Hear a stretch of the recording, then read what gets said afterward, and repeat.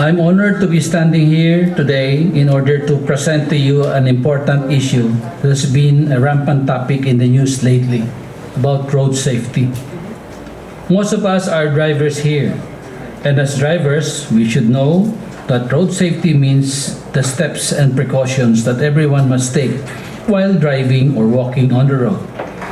The safety measures are intended to reduce the risk of road accidents, deaths, and injuries. However, road safety issues deeply concern me as chair of the Committee on Infrastructure and as member of the Committee on Health. Road traffic injuries are a major yet often neglected infrastructure and public health issue.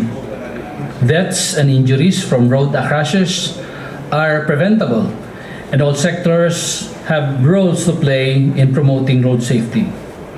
Every year, according to the World Health Organization, more than 1.3 million people die in road traffic crashes worldwide. Road traffic crashes are the 8th leading cause of death for people in all ages, and the leading cause of death for children and young adults. More than half of all road traffic deaths are among vulnerable road users, which include pedestrians, cyclists, and motorcycle riders. The Department of Health has reported that road traffic accidents are a leading cause of death in the Philippines, particularly between ages 15 to 29. In 2022, the Philippine Statistics Authority reported 12,000 deaths from road accidents. In 2024 alone, the Iloilo province has recorded 3,011 vehicular accidents per report of the Iloilo Provincial Police Office. Clearly, road kills as we need to prevent it. Some factors that contribute to the road accidents include, and please refer to you the pictures there on the screen, poor road conditions, road obstructions like stalled vehicles or protruding poles and other stockpiles or elements in driving lanes can contribute to accidents. Driver behavior, reckless driving, discourtesy, and disregard of traffic rules are common. Please play that video. On the left, that is a tricycle flying a 4-lane national highway. And he stays even by repeated horning, blowing of horn, still maintains in the outside lane. On the right side, I'm on my way to Pasig City just a couple of days ago.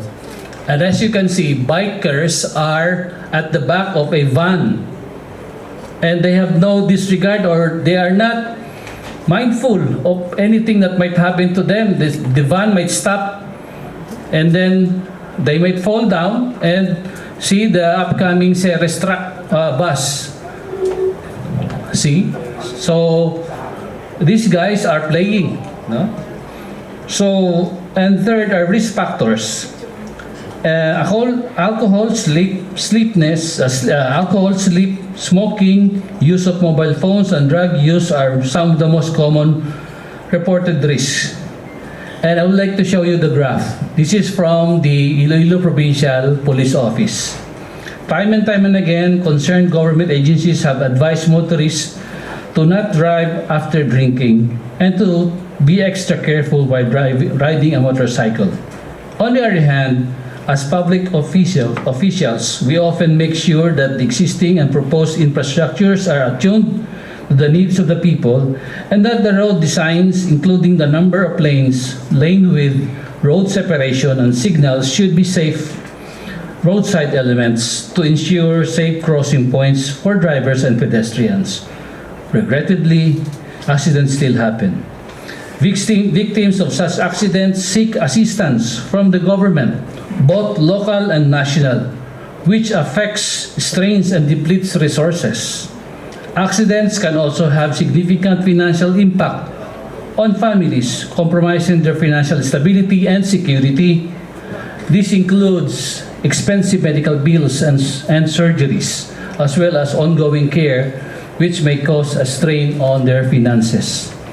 Another major factor of the road safety is the existence of hazardous dangling live cable wires over the streets and the so-called spaghetti wires.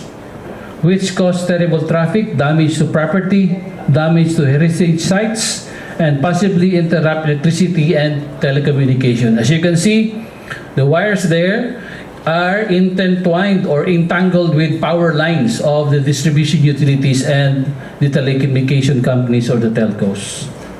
I think there is a need to review the charter and mandate of certain government agencies that we can recommend, such as the Department of Public Works and Highways, as well as local government units, and to review the permits of power distribution utilities and telecommunication providers to ensure that proper discharge of their tasks to keep the Ilonggo safe.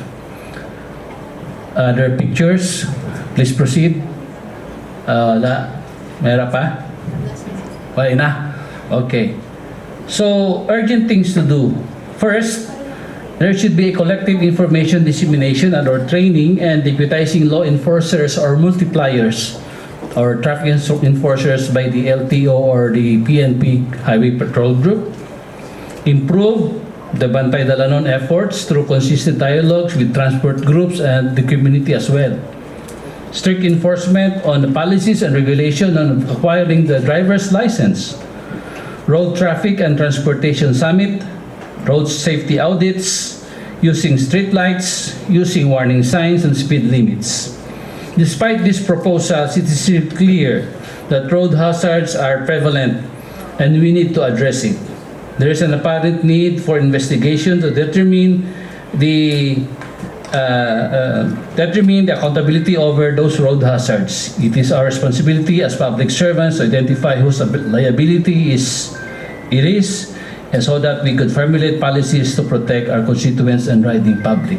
And one more, Madam Chair. Very lately, just last Sunday, a good friend of mine is escorting or assisting the USAID team coming from Banate going to Pototan, the Art Center. They're on their way there along Pulotan Road going to the BGMP.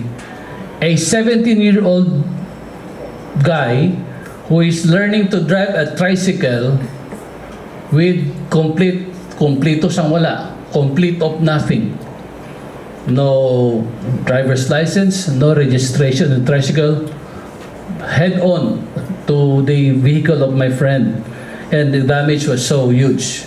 So again, Madam Chair, I would like to present this to my distinguished colleagues and for us to make recommendations or what shall we do with this, because again, as you may know, there are 123 deaths until from January 1 to October 30, and 123 deaths. That represents more than 1% of the national average. And as you may know, the most significant, or you can say, the data here, on the date of March, April, and May, there are 17, 15, and 11 deaths respectively. Most likely these are because during fiesta and graduation. And on September and October, 15 and 20 respectively, these are during the harvest season or kutsitsa. So the cause of accidents, although we do not know where is the location, maybe during committee hearing that we will have, Madam Chair, we will know which part of our province has the number of vehicular accidents. And as you can see here, on June and July, of the 8 and 7 deaths, most of them are drunk drivers. So I present this to my distinguished colleagues, and a proper action must be taken care. Thank you. Madam Presiding Officer, may we know the recommendation of the gentleman?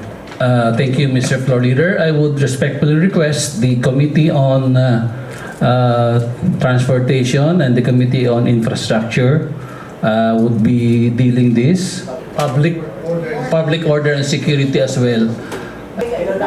Madam Presiding Officer, I move that the content of the privilege page of the Honorable Rolando Distura be referred to the Committee on Public Order and Security as the lead committee, and the Committee on Transportation, Communication, Public Utilities, and the Committee on Infrastructure. Okay, so said item is now referred to the three committees, with the lead committee, Committee on Public Order and Security, together with the Committee on Transportation and Committee on Infrastructure.